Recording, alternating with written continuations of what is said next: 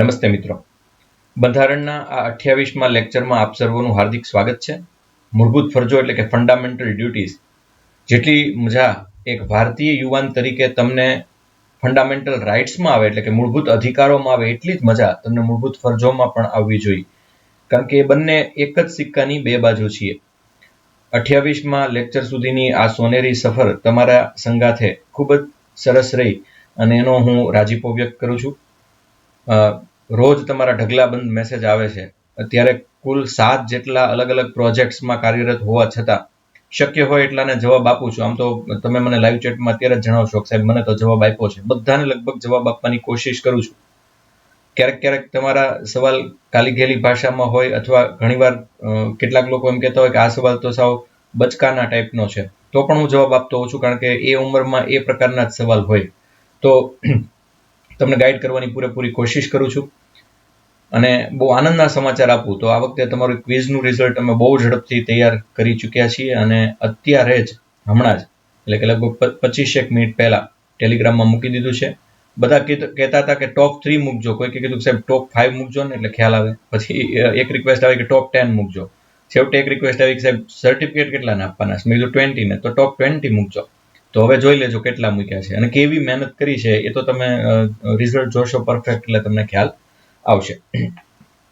વચન આપ્યું હતું ગયા વખતે એ પ્રમાણે ભાગ 20 અને ભાગ 21ના પ્રશ્નો સૌથી પહેલા છે એ લઈ લઈએ, કારણ કે મૂળભૂત ફરજોનો આ વિડીયો થોડો શોર્ટ છે એટલે આપણે પ્રશ્નો અહીંયા લઈ શકશું.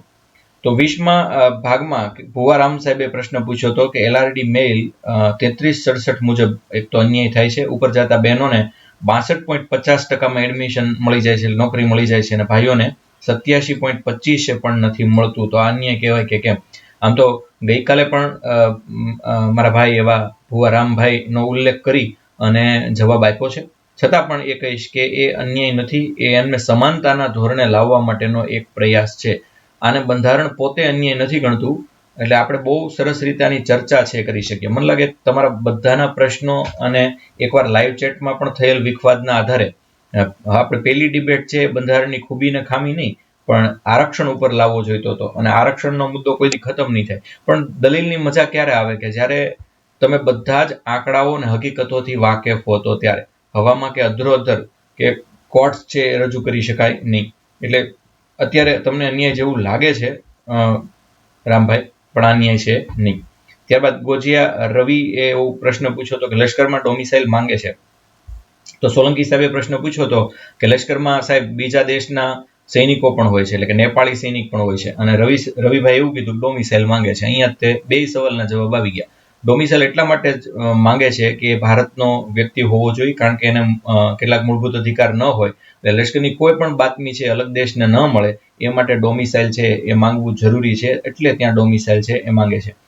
પિંગલી વેંકૈયાએ રાષ્ટ્રધ્વજનું ચિત્ર કયા પુસ્તકમાં મૂકેલ છે? નિશાબેન હરખાણીએ લગભગ 5-7 વાર આ પ્રશ્ન પૂછેલો છે, એવું મારા ધ્યાનમાં આવ્યું.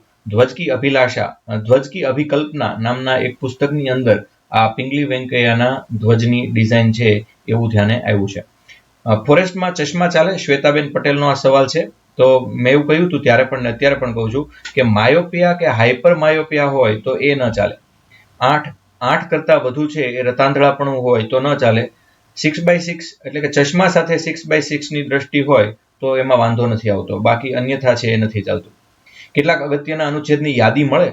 શ્વેતાબેન પટેલનો આ સવાલ છે. IMP, આમ તો એને કહેવાય IMP, ઇમ્પોર્ટન્ટ ક્વેશ્ચન્સ, જેના માટે સ્ટુડન્ટ્સ દોડતા હોય.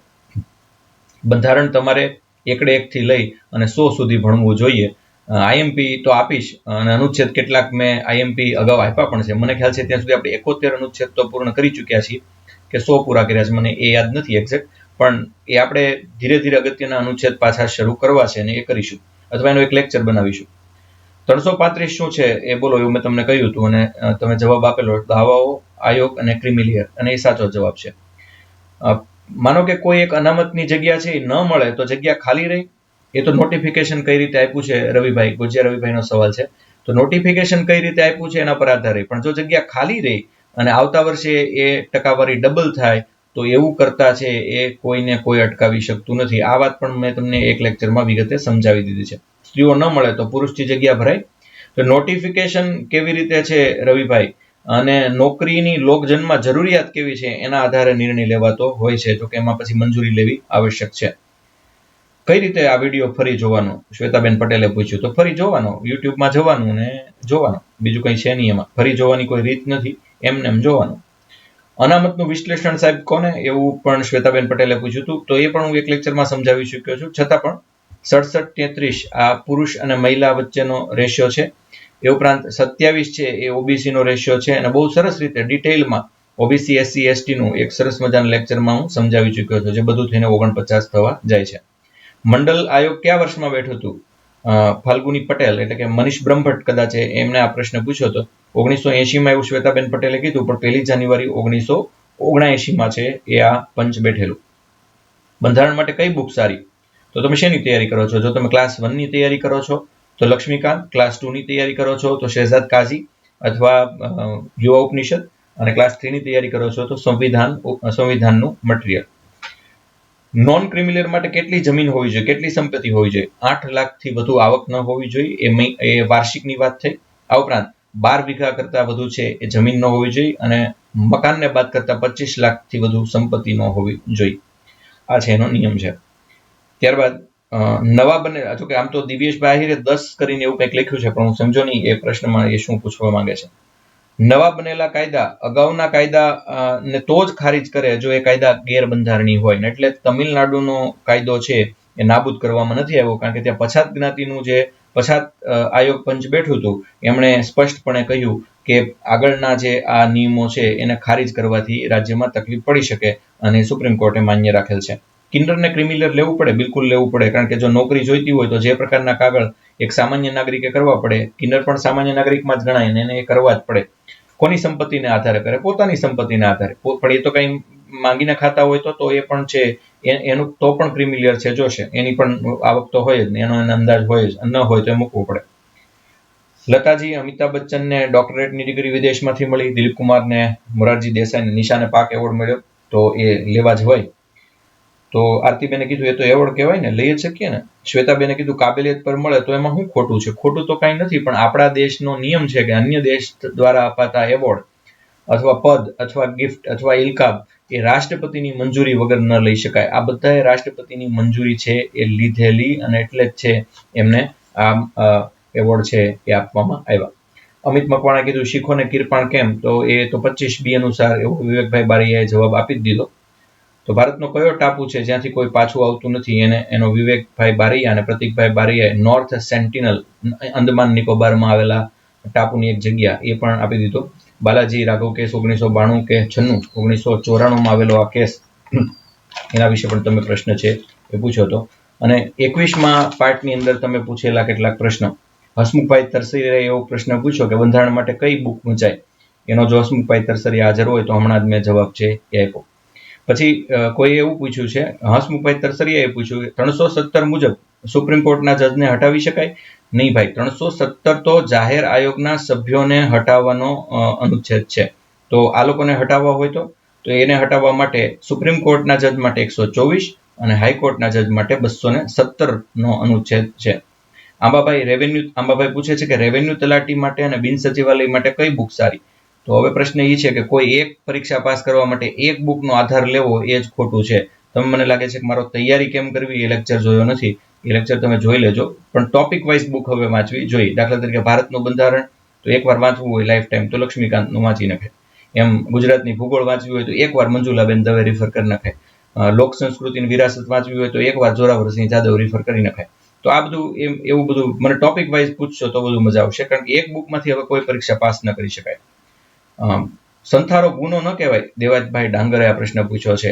એ ધાર્મિક વસ્તુ હોવાના કારણે સંથારો છે આપણા દેશમાં ગુનો ગણવામાં આવતો નથી. રાજસ્થાન કોર્ટે છે એના પર મનાઈ ફરમાવેલી, પણ સુપ્રીમ કોર્ટ દ્વારા છે એવું કહેવામાં આવ્યું કે કોઈ ધાર્મિક વિધિ છે એને આપણે છે અટકાવી શકીએ નહીં, અને એટલે સંથારાને આપણે ગુનો ગણતા નથી. અને એ સિસ્ટમ આ બધા જાણો છો કે હજુ પણ અમલમાં છે. આપણો ગઈકાલનો લેક્ચર એ તમે બધાએ જોયો, અને એ છે એ રાજ્યનીતિના માર્ગદર્શક સિદ્ધાંતો વિશે હતો. આપણે મૂળભૂત ફરજો શરૂ કરીએ એ પહેલા કેટલાક અનુચ્છેદ છે આજે જોઈ લઈએ, અને આપ છે એની પ્રેક્ટિસ છે એ કરજો. 39મો અનુચ્છેદ તમે જાણો છો 39મો અનુચ્છેદ ભૂમિ સુધારણાના માધ્યમથી એ વિકેન્દ્રીકરણનો પ્રયાસ, સમાન કાર્ય માટે સમાન વેતનના આધાર પર સમાન પરિશ્રમ અધિનિયમ 1976. 40મો અનુચ્છેદ છે એ બંધારણના 73માં અને 74માં બંધારણીય સુધારા અધિનિયમ દ્વારા સંસ્થાનીય સંસ્થાઓમાં ઉપયોગ કરવા અંગે છે. એ ત્યાર પછી 41મો અનુચ્છેદ ઔદ્યોગિક વિવાદ અધિનિયમ, ન્યૂનતમ મજૂરી અધિનિયમ, મનરેગા યોજના, દિવ્યાંગો માટે આરક્ષણ, વૃદ્ધો માટે પેન્શન યોજના અને માતૃત્વ સુરક્ષા યોજના, આ બધા માર્ગદર્શક સિદ્ધાંતોના અલગ અલગ કાયદાકીય સ્વરૂપોના અનુચ્છેદ છે. 45મો અનુચ્છેદ 86માં બંધારણીય સુધારા અધિનિયમ 2002 દ્વારા અનુચ્છેદ 45ની વિષય વસ્તુ બદલતા અનુચ્છેદ 21 અંતર્ગત જે 14 વર્ષની ઉંમરવાળા બધા જ બાળકોને મફત અને ફરજિયાત શિક્ષણની જોગવાઈ કરવામાં આવી છે અને એનો મૂળભૂત અધિકાર છે એવું સરકાર દ્વારા ઠરાવવામાં આવ્યું છે. 46મો અનુચ્છેદ એવું કહે છે કે અનુસૂચિત જાતિ અને અનુસૂચિત જનજાતિ માટે શિક્ષણ સંસ્થાઓમાં લોક નિયોજનમાં છૂટછાટ આપવી જોઈએ. 48 ક વાઘ પરિયોજના, હાથી પરિયોજના, વન્યજીવન સંરક્ષણ અધિનિયમ 1972 અને આપણી રાષ્ટ્રીય વન નીતિ 1988. આ ઉપરાંત રાષ્ટ્રના મહત્વના સ્મારકોનો સંરક્ષણ અને પર્યટનને ઉત્તેજન આપવાની યોજનાઓ 49માં આવે છે અને 51મો છે આપણો પંચશીલ કરાર અને ગુટ નિરપેક્ષ આંદોલનની વ્યવસ્થા. મિત્રો, મૂળભૂત અધિકાર અને રાજનીતિના માર્ગદર્શક સિદ્ધાંતો વચ્ચે શું ફરક છે? કાલે બહુ ડિટેલમાં મેં તમને રાજનીતિના માર્ગદર્શક સિદ્ધાંતો સમજાવ્યા. લગભગ કોઈ યુટ્યુબ ઉપર એવો ગુજરાતીમાં લેક્ચર ઉપલબ્ધ નથી કે જેમાં આટલી સરસ રીતે તમને રાજનીતિના માર્ગદર્શક સિદ્ધાંતો ઉદાહરણ સાથે સમજાવવામાં આવ્યા હોય. તો પહેલી વાત કે મૂળભૂત અધિકારોની પ્રકૃતિ નકારાત્મક છે. અહીં નાગરિકોના અધિકાર દર્શાવી અને રાજ્યે હું નહીં કરવાનું એ રાજ્યને કહેવામાં આવ્યું છે. જ્યારે રાજનીતિના માર્ગદર્શક સિદ્ધાંતો નાગરિકોને સારું જીવન મળે એટલે શું કરવાનું એવું કહે છે અને એટલે જ આપણા મૂળભૂત અધિકારોની પ્રકૃતિ નકારાત્મક છે, જ્યારે આપણા રાજ્યનીતિના માર્ગદર્શક સિદ્ધાંતોની પ્રકૃતિ છે એ હકારાત્મક છે. બીજી બાજુ જોઈએ તો મૂળભૂત અધિકારો છે એ જસ્ટિકેબલ છે, એટલે કે ન્યાય યોગ્ય છે. એટલે તમારા મૂળભૂત અધિકારોનો ભંગ થતો હોય તો ન્યાયાલયમાં પડકારી શકો, જ્યારે રાજનીતિના માર્ગદર્શક સિદ્ધાંતો નોન જસ્ટિકેબલ છે, એટલે કે એને તમે ન્યાયાલયમાં પડકારી શકશો નહીં. તમારા મૂળભૂત અધિકારોનો હેતુ છે એ દેશમાં લોકતાંત્રિક રાજનૈતિક વ્યવસ્થા સ્થાપિત કરવાનો છે, જ્યારે રાજનીતિના માર્ગદર્શક સિદ્ધાંતોનો હેતુ સામાજિક અને આર્થિક લોકશાહીની સ્થાપના કરવાનો છે. મૂળભૂત અધિકારોનું કાયદાકીય મહત્વ છે, જ્યારે રાજ્યનીતિના માર્ગદર્શક સિદ્ધાંતોનું નૈતિક મહત્વ છે અને રાજનૈતિક આદેશ સમાન છે. મૂળભૂત અધિકારો વ્યક્તિગત કલ્યાણને પ્રોત્સાહન આપે છે એમ વૈયક્તિક છે, જ્યારે રાજ્યનીતિના માર્ગદર્શક સિદ્ધાંતો એ કલ્યાણ કરે છે સમુદાયનું અને એટલે સમાજવાદી છે એવું પણ છે કહેવામાં આવ્યું. ઘણીવાર એવું કહેવામાં આવે છે કે મૌલિક અધિકાર છે એ સાધન છે અને રાજ્યનીતિના માર્ગદર્શક સિદ્ધાંતો છે એ સાધ્ય છે. એટલે આપણે રાજ્યનીતિના માર્ગદર્શક સિદ્ધાંતોમાં જે લખ્યું છે એ મેળવવું હોય તો આપણે મૂળભૂત અધિકાર છે એ હોવા જોઈએ. મૂળભૂત અધિકારોનું ક્ષેત્ર સીમિત છે, જ્યારે રાજ્યના માર્ગદર્શક સિદ્ધાંતો બહુ વ્યાપક છે. મૂળભૂત અધિકારોને લાગુ કરવા માટે કાયદાની આવશ્યકતા નથી, કારણ કે સ્વત લાગુ છે, જ્યારે રાજ્યનીતિના માર્ગદર્શક સિદ્ધાંતોને લાગુ કરવા માટે કાયદાની આવશ્યકતા હોય છે, એ પોતાની મેળે લાગુ પડતા નથી. ત્યારબાદ ન્યાયાલય આ વાત માટે બાધ્ય છે કે કોઈ પણ મૂળભૂત અધિકારના હનનથી કાયદાને તે ગેરબંધારણીય અને અવૈધ જાહેર કરે, જ્યારે રાજ્યનીતિના માર્ગદર્શક સિદ્ધાંતોનું ઉલ્લંઘન કરનાર કોઈ કાયદાને ન્યાયાલય ગેરબંધારણીય કે અવૈધ જાહેર કરી શકે નહીં. જોકે કાયદાની વૈધતાના આધાર પર ખરું ખોટું ઠેરવી શકાય અને એ રાજનીતિના માર્ગદર્શક સિદ્ધાંતોને પ્રભાવિત કરવા માટે લાગુ પણ પડાયેલ છે. અનુચ્છેદ 20 અને 21માં દર્શાવેલ અધિકારો સિવાયના મૂળભૂત અધિકારો રાષ્ટ્રીય કટોકટીની ઘોષણા દરમિયાન સ્થગિત રાખી શકાય છે. જ્યારે માર્ગદર્શક સિદ્ધાંતો તો અમલમાં મૂકવામાં ન આવે ત્યાં સુધી એ સ્થાયી રૂપથી સ્થગિત જ થયેલા છે, એટલે એને સ્થગિત કરવાનો કોઈ પ્રશ્ન આવતો નથી. આ વિગતો તમને રિકેપ માટે આપી, જેથી કરીને ગઈકાલના લેક્ચરનું થોડું પુનરાવર્તન પણ થઈ જાય અને ત્યાં સુધીમાં મારા થોડા આળસુ મિત્રો પણ મારી જેમ આવી જાય. આગળ છે એ મૂળભૂત ફરજોમાં અહીંયા તમને બધી ફરજો છે એ તમારી સ્ક્રીન ઉપર આપી છે, વિડીયો ઝૂમ કરી અને નિરાતે જોજો. ચાલો પહેલી મૂળભૂત ફરજ તરફ આપણે પ્રયાણ કરીએ. ફંડામેન્ટલ ડ્યુટીઝ, તમારી મૂળભૂત ફરજો. જેમ તમને મૂળભૂત હક આપવામાં આવ્યા છે તેમ નાગરિકોને કેટલીક મૂળભૂત ફરજોનો સમાવેશ પણ બંધારણમાં કરવામાં આવ્યો છે, જે દેશ અને સમાજ પ્રત્યે દરેક નાગરિકના જે કર્તવ્ય છે તેની યાદ અપાવે છે. મિત્રો, તમારા મૂળભૂત હક છે એનાથી તમે ખૂબ જ જાગૃત છો. હું અત્યારે જ કોઈને પૂછું, ચાલો કે 11 ફરજ છે એ કોણ મોઢે બોલી જાય, અમુક છે કોણ મોઢે બોલી જાય, અને મોઢે બોલી જાય એની કરતાં પણ હૃદયમાં કેટલા લોકોએ 11 મૂળભૂત ફરજો આત્મસાત કરી છે. જેમ તમને મિત્રો હનુમાન ચાલીસ આવડતા હોય ને, અથવા કુરાનની કેટલીક આયાતો તમને મોઢે હોય ને, તમારા ઘરે ગુરુ ગ્રંથ સાહેબનો સરસ મજાનો એક ગુટકા હોય ને, એ બધા કરતા, અથવા તમને બાઇબલની અંદર જે 7 કમાન્ડમેન્ટ્સ આપ્યા છે એ તમને બોલતા આવડતા હોય ને, એટલું જ જરૂરી તમને તમારી 11 મૂળભૂત ફરજો બોલતા આવડે એવું જરૂરી છે. તો એમ નાગરિકની કેટલીક મૂળભૂત ફરજોનો સમાવેશ આપણી બંધારણમાં કરવામાં આવ્યો છે. એ દર્શાવે છે કે દેશ અને સમાજ પ્રત્યે દરેક નાગરિકનું એક કર્તવ્ય છે, અને એ તમને યાદ અપાવે છે કે તમે હક મેળવો છો. આપણા દેશની સરકાર કેવી છે, અને આપણું બંધારણ કેવું છે, ને એ લોકો કેવા છે, ને એમણે બનાવ્યું તો ભૂલ કરીને એની ટીકા કરતા પહેલા એક વસ્તુ યાદ રાખજો કે બંને એક સિક્કાની બે બાજુ હોવા છતાં, એટલે કે મૂળભૂત ફરજો અને મૂળભૂત હક બંને એક સિક્કાની બે બાજુ આપણે કીધા કરીએ છીએ, પણ સિક્કાની એક બાજુ જરાક કટાય એટલે આપણે તરત જ છે એ કોર્ટમાં દોડી જઈએ છીએ. એટલે તમને હક ન મળે તો તમે તરત જ રીટ લઈ આવો છો, અને મૂળભૂત ફરજોનું પાલન તમે ન કરો તો તમને કઈ કોર્ટમાં ઢસડી જવામાં આવે છે? તો તમને એકેય કોર્ટમાં ઢસડી જવામાં આવતા નથી. તો કોઈક દિવસ એવું આંદોલન આપણે યુવાનો ન કરી શકીએ કે બધા ભેગા થઈને નક્કી કરીએ કે અમે અમારી મૂળભૂત ફરજો ન નિભાવીએ ને તો અમને છે જેલમાં નાખી દેજો. અને તો પછી આ દેશની જેલ કાલથી કેટલી ભરાય એ પણ પ્રશ્ન આવે. કારણ કે 11 ફરજો જોવો અને પછી તમે જ દિલ ઉપર હાથ રાખીને તમારી જાતને પૂછજો કે આપણે આપણી મૂળભૂત ફરજો નિભાવીએ છીએ ખરા? નાગરિકતાની વ્યાખ્યામાં લખ્યું છે કે જે હક ભોગવતો હોય ને ફરજો બજાવતો હોય એ ભારતનો નાગરિક કહેવાય. તો હવે પછી પ્રશ્ન એ આવશે કે તો પછી આપણે ભારતના નાગરિક કહેવાઈએ ખરા? કારણ કે આપણે જો 11 ફરજ ન નિભાવતા હોય તો આપણને કોઈ હક નથી કે આપણે હક માંગીએ અથવા એવું કહેવાનો હક માંગીએ કે હું ભારતનો નાગરિક છું. તો ચાલો આપણે જોઈએ કે આ મૂળભૂત ફરજોમાં આપણે શેનો અમલ કરવાનો હોય છે અને કઈ રીતે આ મૂળભૂત ફરજો ખાસ છે. લોકતંત્ર વ્યવસ્થામાં અધિકાર અત્યંત મહત્વપૂર્ણ હોય છે, જ્યારે સમાજવાદી વ્યવસ્થામાં ફરજો પર ભાર આપવામાં આવે છે. મિત્રો, બે જાતના સામાન્ય રીતે વ્યવસ્થા હોય છે. એક તો સંપૂર્ણ લોકશાહી વ્યવસ્થા. સંપૂર્ણ લોકશાહી વ્યવસ્થામાં મોટા ભાગે અધિકાર અત્યંત મહત્વપૂર્ણ હોય છે, અને આપણે એ રીતે જોવા જઈએ તો લોકતંત્ર આપણું વધુ મજબૂત એટલા માટે છે કે તમને અધિકાર છે બહુ સ્ટ્રોંગલી આપવામાં આવ્યા છે. પણ મોટાભાગે સમાજવાદી વ્યવસ્થા હોય, ખાલી સમાજવાદી સરકાર હોય, તો ત્યાં છે ફરજો ઉપર ભાર આપવામાં આવે છે. આપણે ભલે ફરજો ઉપર ભાર તો છે જ તે, પણ ફરજો સામે કોર્ટમાં કોઈને ઢસડી જઈ શકાતા નથી. ખાલી એવું અપેક્ષિત છે કે તમે તમારી ફરજો છે સંપૂર્ણપણે નિભાવો અને તમારા હક પ્રત્યે જાગૃત રહો. તો આ દેશ આમ જોઈએ તો ભારત માતા કહીએ છીએ એ કંઈ ખોટું નથી. અંગ્રેજીમાં પણ આપણે ઇન્ડિયા માટે શી પ્રોનાઉન વાપરીએ છીએ, અને એનું આ સબૂત છે કે આપણે પરફેક્ટ લોકતંત્ર છીએ કે જ્યાં તમારા અધિકાર વધુ મહત્વપૂર્ણ છે. અને પછી તમે ક્યારેક તો દેશ પ્રત્યે તમારી ફરજ ન નિભાવતા હોય તો પણ તમને તમારા હક તો મળે જ છે. તો આટલું આપી અને તમારું કલ્યાણ કરતો હોય એવો એકમાત્ર દેશ મને લાગે કે ભારત છે. આપણે આગળની સ્લાઇડમાં છે એ જઈએ મિત્રો. લોકતંત્રમાં હંમેશા યાદ રાખો કે અધિકાર મહત્વના હોય, જ્યારે સમાજવાદમાં છે એ ફરજ મહત્વની હોય છે. કોનો ફોટો છે એ કદાચ તમે કહી શકો તો મને આનંદ થાય.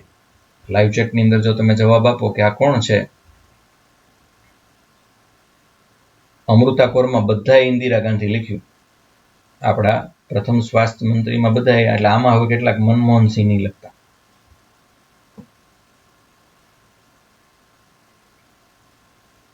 આમ તો આ લેક્ચરના અનુસંધાને થોડું ગેસ વર્ક કરો તો પણ આવડી જાય. સરદાર સ્વર્ણસિંહ છે કે જેમની સમિતિ આપણને આ મૂળભૂત ફરજો આપી ઇન્દિરા ગાંધીની સરકાર વખતે. સરદાર સ્વર્ણસિંહ ને એમની સાથે કેટલાક બીજા મેમ્બર્સ બેઠા અને આપણને એ લોકોએ 8 અલગ છે એ મૂળભૂત ફરજો આપી હતી.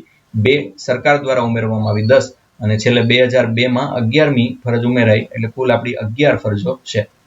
અધિકાર અને ફરજો બંને એક સિક્કાની બે બાજુ છે એવું આપણે કયા કરીએ છીએ, પણ આપણે એક સિક્કાની એક બાજુ તો બિલકુલ અલગ કરી દીધી છે. બેને અલગ કરી શકાતી નથી. એક વ્યક્તિ માટે જે કર્તવ્ય છે તે બીજા વ્યક્તિ માટે અધિકાર હોય. એક ઉદાહરણ લઈએ ચાલો. એક બાળક માટે ભણવું એનો અધિકાર છે, તો એક પિતા માટે એને ભણાવવો એ એની ફરજ છે, કર્તવ્ય છે. એમ તમારા માટે જે અધિકાર હોય એ બીજા માટે કર્તવ્ય હોય. દાખલા તરીકે તમને કંઈ તકલીફ થાય તો કોર્ટમાં જવું એ તમારો અધિકાર છે, અને કોર્ટવાળાએ તમારું રક્ષણ કરવું એ કોર્ટની ફરજ છે. એટલે મોટા ભાગે આ બંને સાથ જ જોડાયેલા હોય. કોઈનો અધિકાર હોય તો કોઈની ફરજ હોય. તો મોટા ભાગે પર્યાવરણનું રક્ષણ કરવું એ તમારી ફરજ છે, અને તમારું પોતાનું રક્ષણ કરવું એ તમારી ફરજ છે અને તમારો અધિકાર પણ છે કે તમે શરીરનું રક્ષણ કરતી વખતે સામેવાળો જો તમને ઈજા પહોંચાડતો હોય તમે એને અટકાવી શકો, અને આવી રીતે અટકાવતી વખતે તમે એને જો જરૂર પડે તો મારી નાખી પણ શકો. તમે કહો સાહેબ એવું થોડું હોય, એવું જ હોય બિલકુલ, તમે આઈપીસી જોઈ લો. પણ કોઈ પણ અધિકાર નિરપેક્ષ ન હોય, એ સાપેક્ષ હોય. મને અધિકાર મળે છે તો સામેવાળા છે એના અધિકારમાં હું તરાપ ન મારી શકું. આમ એ સાપેક્ષ વસ્તુ છે કે મારો અધિકાર છે એ કોઈની ફરજ હોય, તો સામા પક્ષે કોઈનો અધિકાર એ મારી પણ ફરજ હોઈ શકે છે. તો આ છે અધિકાર અને ફરજો બંને સિક્કાની બે બાજુઓ છે. હા, ડોક્ટર રામ મનોહર લોહિયા દ્વારા સમાજવાદનું એક સરસ મજાનું પુસ્તક પ્રોફેસર રામ ગોપાલ યાદવ દ્વારા લખાયેલું વાંચજો. તો એમાં અને ક્વિઝમાં પણ મેં આ સવાલ પૂછ્યો હતો કે ભારતમાં કયા પ્રકારનો સમાજવાદ છે, એટલે ગાંધીવાદી સમાજવાદ, લોકશાહી સમાજવાદ, રાષ્ટ્રીય સમાજવાદ, આવા જવાબ બહુ આવ્યા. તો હકીકતમાં આ પુસ્તક તમે ક્યારેય ખોલ્યું નહીં હોય. ડોક્ટર રામ મનોહર લોહિયાને તો ઘણા બધા ઓળખે છે, પણ ભારતને લોકતાંત્રિક સમાજવાદના રૂપમાં માન્યતા આપવામાં આવી છે. આ શબ્દ સમજી લેજો બરાબર, લોકતાંત્રિક સમાજવાદ. તેથી તેમાં અધિકારોની સાથે ફરજોનું પણ તેટલું જ મહત્વ છે. આ સરકાર લોકો દ્વારા ચાલે છે. અને મેં કનારા સાહેબ અને જાની સાહેબને પૂછ્યું કે આ દેશમાં સર્વોપરી કોણ, તો એમ તરત જ કીધું બંધારણ, કારણ કે બંધારણ પણ લોકો દ્વારા જ ઘડાયેલું છે. તો લોકતાંત્રિક સમાજવાદ એટલે શું, તો કે આપણો સમાજવાદ છે એ અન્ય દેશના સમાજવાદ જેવો નથી. આપણે સહકારી સમાજવાદ છે, સંઘ સમાજવાદ છે, અને લોકતાંત્રિક સમાજવાદ છે કે જ્યાં લોકો છે એના દ્વારા આખી સોસાયટી, લોકો દ્વારા છે એ સમગ્ર સરકાર, લોકો દ્વારા છે એ ઉત્પાદન આવકના સાધનોનું કેટલીક જગ્યાએ છે સંચાલન થાય છે. અને જ્યાં લોકતાંત્રિક સમાજવાદ હોય ત્યાં અધિકાર તો હોય જ તે, પણ સાથોસાથ ફરજ પણ હોવી જોઈએ, કારણ કે લોકો દ્વારા ચાલતું હોય તો લોક કલ્યાણ કરવાની ફરજ પણ લોકોની બને છે. એટલે સરકાર દ્વારા જે યોજનાનો લાભ આપવામાં આવે એ લેવી એ પણ આપણો ફરજ છે, આપણી ફરજ છે, અને એ આપણો અધિકાર પણ છે. તો આ ટૂંકમાં લોકતાંત્રિક સમાજવાદ હોય એમાં એ બહુ અગત્યની વાત છે કે અધિકારો અને ફરજો બેયનું મહત્વ સમકક્ષ અને સમાન હોય છે. આ પુસ્તક ચોક્કસપણે આપ વાંચજો. ગાંધીજી આપણું બંધારણ જોઈને ખૂબ રાજી થયેલા અને એમણે કહેલું કે કોમન મેનને જેવું બંધારણ આપવું જોઈએ એ જ પ્રકારનું આ બંધારણ છે. એટલે ગાંધીજીને ખૂબ ગમેલું. જોકે એમાં અમુક જગ્યાએ ગાંધી વિચારધારાનો અભાવ છે. જાની સાહેબે એવું કહ્યું કે એવું ન કહી શકાય કે ગાંધી વિચારોનો અભાવ છે. એટલે એ તો અનાયાસે જે કંઈ આવી ગયું એટલું આવ્યું છે, પણ સંપૂર્ણપણે ભારતીયકરણ કે ગાંધીજીના વિચારો એમાં પૂરેપૂરા આત્મસાત નથી થયા એવું અંગત રીતે મને હજુ પણ લાગ્યા કરે. પણ મહાત્મા ગાંધીજીએ છે ફરજો પર ખૂબ ભાર આપ્યો હતો. એમના મત મુજબ અધિકારોનો સ્ત્રોત જ ફરજો છે. તમારે અધિકાર જોઈતો હોય તો એની સ્ત્રોત છે ફરજ છે. સાવ એક સામાન્ય ઉદાહરણ છે એ લઈએ.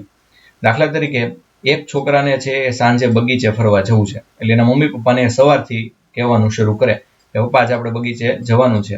અને એ છોકરાને બગીચે જવું અને થોડું ઘણું રમવું, હળવું થવું એનો અધિકાર છે. પણ સામા પક્ષે પપ્પાને મમ્મી તરત જ કહેશે, તમારા મગજમાં વાક્ય પણ આવી ગયું કે જો લેશન પૂરું કરીશ તો સાંજે છે બગીચે જઈશું, આટલું વાંચી નાખીશ તો સાંજે બગીચે જઈશું, તાર મમ્મીને એટલા કામમાં મદદ કરાવીશ તો બગીચે જઈશું. કારણ કે હવે પછીનું જે 3 બોલ્યો એની ફરજ છે. આ જસ્ટ ખાલી એક સામાન્ય ઘરના ઉદાહરણથી મેં તમને સમજાવ્યું. એમ દરેક તમારા અધિકાર છે એનો સ્ત્રોત છે તમારી ફરજો છે. આપણે પોતાની ફરજોને પૂરી કર્યા વગર કોઈ દિવસ અધિકારો સુનિશ્ચિત કરી શકશું નહીં, એવું ગાંધીજીએ કીધું હતું. તો આપણે હંમેશા પહેલા તો આપણી ફરજ પૂરી કરવી જોઈએ. એટલે તમને અધિકાર કેટલા છે એ મોઢે છે અને ફરજ કેટલી છે એ મોઢે ન હોય તો એ દેશ કોઈ દી લોકશાહી દેશ ન કહેવાય અને એ દેશનો નાગરિક હકીકતમાં છે એ દેશનો નાગરિક ન ગણાય. ત્યાર પછી આગળની સ્લાઇડ જોઈએ. અહીંયા છે એ ન્યાયાલયે પોતાના વિભિન્ન કેસોમાં નાગરિકોની ફરજો ઉપર ભાર આપ્યો છે. અલગ અલગ પ્રકારના જે કેસ છે એમાં ન્યાયાલય દ્વારા છે એ નાગરિકની કેટલીક ફરજો ઉપર ખૂબ ભાર આપ્યો છે. જેમ કે એક તો પર્યાવરણનું સંરક્ષણ અને સંવર્ધન. એ માત્ર સરકારની જવાબદારી નથી, સરકાર પહોંચી પણ ન શકે. કેટલાય જંગલોની અંદરથી જે લાકડાની બેફામ ચોરી થાય છે, જંગલોની અંદર લાકડું કપાય છે, એટલે તરત જ કહેશો કે આમાં સરકારી અધિકારીઓ જ મળી ગયેલા હોય. પણ આ સરકારી અધિકારી એટલે કોણ મિત્રો? એ છેવટે તો આપણે જ કોઈક છીએ. તો જ્યાં સુધી આપણે પોતે આપણા પર્યાવરણનું સંરક્ષણ અને સંવર્ધન નહીં સમજીએ, છેલ્લા કેટલાય સમયથી કેટલા પ્રકારના ખરાબ રીતે વરસાદ થઈ રહ્યા છે, કેટલી ઊંચી ડિગ્રીની ગરમી પડી રહી છે. દિલ્હીમાં છે એ અલગ અલગ પ્રકારના પ્રદૂષકોની માત્રા જે વધવી જોઈએ એના કરતાં લાલ બત્તી ધરી અને વધુ માત્રામાં વધી ગઈ છે. ત્યાં માસ્ક પહેર્યા વગર તો નીકળી શકાતું નથી. તો આ બધી પરિસ્થિતિઓ ખરાબ. અને તમે જોયું કે કોરોનામાં થોડોક સમય માણસ ઘરે રહ્યો તો પ્રકૃતિ કેટલી સ્વચ્છ બની ગઈ. એનો સાફ મતલબ એ છે કે પ્રકૃતિને માણસ જ બગાડે છે. તો પર્યાવરણનું સંરક્ષણ અને સંવર્ધન માત્ર સરકારની જવાબદારી નથી. સરકાર એ કોઈ જાદુગર નથી. સરકાર એ કોઈ અદૃશ્ય જીન નથી કે એક આંગળી ફેરવે ને એક હાથ ફેરવે ને બધી વસ્તુઓ થઈ જાય. સરકાર પાસે અલાઉદ્દીન કા ચિરાગ તો છે અને એમાંથી જીન પણ નીકળે છે, પણ એ બધા જ જીન છેવટે તો આપણે છીએ. અહીંયા જીનનો અર્થ ગુલામ નહીં લેતા, પણ એ તો ખરા અર્થમાં સરકારની તાકાત એમ લેજો. તો સરકારની તાકાત તો તમે છો, તમે પોતે પર્યાવરણનું રક્ષણ કરો તો થાય. પરંતુ દરેક નાગરિકની એ ફરજ છે. મૂળભૂત અધિકારોમાં ફરજોનો પણ સમાવેશ થાય છે. દરેક વ્યક્તિને જીવનનો અધિકાર મળેલ છે અને આમાં દરેક વ્યક્તિ દ્વારા જીવનનો આદર કરવાની ફરજનો સમાવેશ થાય છે. આ બહુ અગત્યની વસ્તુ છે. આજકાલ છેલ્લા કેટલાય સમયથી સુશાંતનો કેસ એ વારા ઘડીએ છે છાપે ચડ્યો છે. ક્યારેક ક્યારેક તો દુઃખ એ વાતનું થાય કે આપણે કોઈને શાંતિથી જીવવા તો ન દઈએ, પણ એને મર્યા પછી પણ આપણે લાશને કેટલી ચૂંથીએ છીએ. એટલે કેટલા કારણો કેટલા. હવે સુશાંતને હકીકતમાં શું થયું હતું એ પણ પાછા આપણે જ નક્કી કરીએ. 2-3 જણાને તો એટલી બધી ખાતરી હોય કે જાણે 15 દિવસથી છેલ્લે સુશાંત હારે રહ્યા હોય. આ બધી ચર્ચાઓ ક્યારેક ક્યારેક મોતનો મલાજો પણ નથી જળવતી, અને એમાં મોટા મોટા વ્યક્તિઓનો પણ સમાવેશ થાય. શ્રીદેવીના મૃત્યુ બાદ રામગોપાલ વર્માએ કરેલી કોમેન્ટ એક પણ રીતે વ્યાજબી નથી. ભલે શ્રીદેવીને ગમે એટલો છે એ પ્રેમ કરતા હોય, ગમે એટલો આદર આપતા હોય, ગમે એટલો સ્નેહ કરતા હોય, તો એક મૃત્યુનો પણ આદર છે. જીવનનો જેમ આદર છે, મૃત્યુનો પણ આદર છે. તો હવે થઈ ગયું એ થઈ ગયું, પણ હવે પછીના લોકો આપઘાત ન કરે એ માટે સુશાંતની લાઈફમાંથી આપણે શું ધડો લેવાનો છે.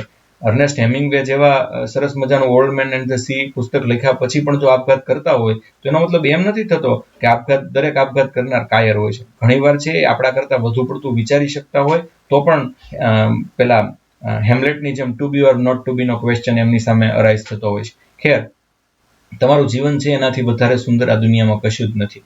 એ કોઈ પણ ભોગે છે એ ગુમાવી દેવું જોઈએ નહીં. તો જીવનનો આદર કરવો એ તમારી ફરજ છે. તમે સૌથી પહેલા તમારી જાતને ચાહતા શીખો ને તો જ તમે આ જગતને ચાહી શકશો. તો તમારા જીવનનો આદર કરો એ પણ તમારી ફરજમાં સમાવિષ્ટ છે. તો આમ પર્યાવરણનું રક્ષણ અને તમારા જીવનનો આદર. ત્યાર પછી માનવ અધિકારોની સાર્વભૌમિક જાહેરાત અનુચ્છેદ 29.1 અનુસાર દરેક વ્યક્તિને પોતાના સમાજ પ્રત્યે કેટલીક ફરજો છે, જેનું પાલન કરવાથી જ વ્યક્તિગત સ્વતંત્રતા અને સંપૂર્ણ વિકાસ સંભવ છે. કોઈ આવીને મને એમ કે સાહેબ મારો વિકાસ છે એ કરવો છે, તો કઈ રીતે વિકાસ થાય? મારે વિકસવું છે, મારે આગળ આવવું છે, મારે કંઈક બનવું છે, તો બસ એમાં જ જવાબ આવી ગયો કે તમારે આગળ આવવું છે તો તમારે છે કેટલીક ફરજો તમારી નિભાવવી જોઈએ. મારે પોલીસ બનવું છે, પીઆઈ બનવું છે, બિન સચિવાલયની પરીક્ષા પાસ કરવી છે, તો તમારી ફરજમાં આવે કે તમે વાંચવા માંડો. કેવી રીતે વાંચવા માંડવું? તો જે બેસ્ટ છે એ વાંચવા માંડો, આયોજન પત્રક મૂકો, સમયનું પાલન કરો. તો આ બધાનું પાલન કરવાથી જ તમને વ્યક્તિગત સ્વતંત્રતા મળશે. તમારે જે જોઈએ છે એ તમારી ફરજોનું પાલન કરવાથી જ મળશે, અને તો જ તમારો સંપૂર્ણ વિકાસ સંભવ છે. અહીંયા મેં લખ્યું છે કે duty are inseparable from rights, both are strictly કોરિલેટિવ.